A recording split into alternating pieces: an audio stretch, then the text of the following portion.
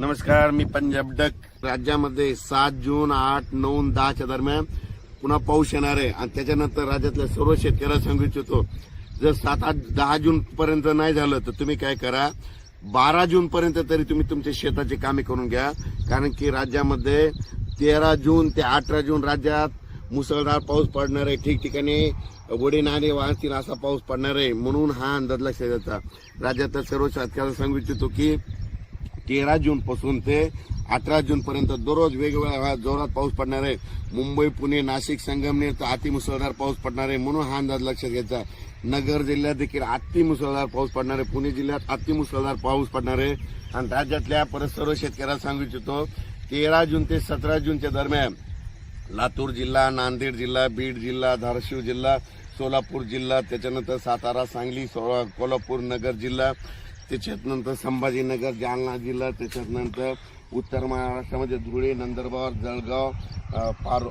जळगाव, पारगोळा, तसेच बुलढाणा जिल्हा, बुलढाणा, अकोला, अमरावती, वर्धा, नागपूर, भंडारा, गोंदिया, चंद्रपूर, यवतमाळ, हिंगोली, वाशिम, यवतमाळ यामध्ये सांगायचं झालं सर्व जिल्ह्यात 13 जून पासून ते 18 जून पर्यंत खूप पाऊस पडणार आहे. तुम्ही काय करा, शेतीचे कामे करून घ्या.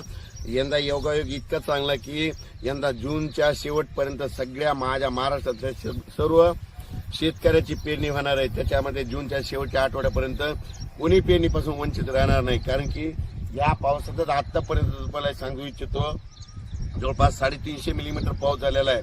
आणि याच्यानंतर 7, 8 जूनला देखील भागबदलत पाऊस पडणार आहे. त्याच्यानंतर 13 ते 17 देखील खूप पाऊस पडणार आहे. म्हणून राज्यामध्ये पेरणीसाठी असं पोषक वातावरण आहे. जमिनीमध्ये पीक खूप ओलं आहे, पेरलं तरी उगवू शकतं. म्हणून हे सर्व शेतकऱ्यांनी पेरताना स्वतःचा निर्णय घ्या. पेरायचं तर पेरू शकता. निर्णय घेत असताना शेतकऱ्याला कळतं पेरायचं की नाही. इतकी ओल असली तर कधी पेरलं तर उगवतं. म्हणून हे शेतकऱ्याला सगळ्याला माहीत असतं. म्हणून शेतकऱ्यांनी स्वतःचा निर्णय घ्या.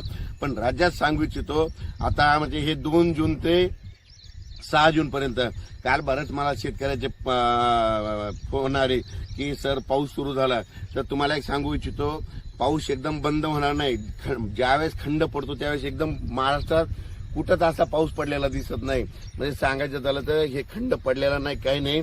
स्थान म्हणजे काय होणार आहे तुम्हाला सांगतो, आज देखील तुम्ही पाहू शकता. म्हणजे धाराशिव, सोलापूर या जिल्ह्यात देखील आज बऱ्याच ठिकाणी तुरळक अशा 10-10 मिनिटाच्या 15 मिनिटाच्या सरी येत राहणार आहे.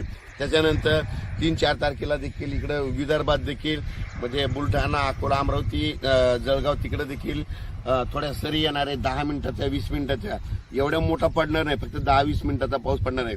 13 ते 17 जो राज्यात धो पाऊस पडणार आहे, मुसळधार पडणार आहे. म्हणून हा अंदाज लक्षात घ्यायचा. अचानक वातावरणात बदल झाला, उद्याचा एक मेसेज दिला जाईल. धन्यवाद.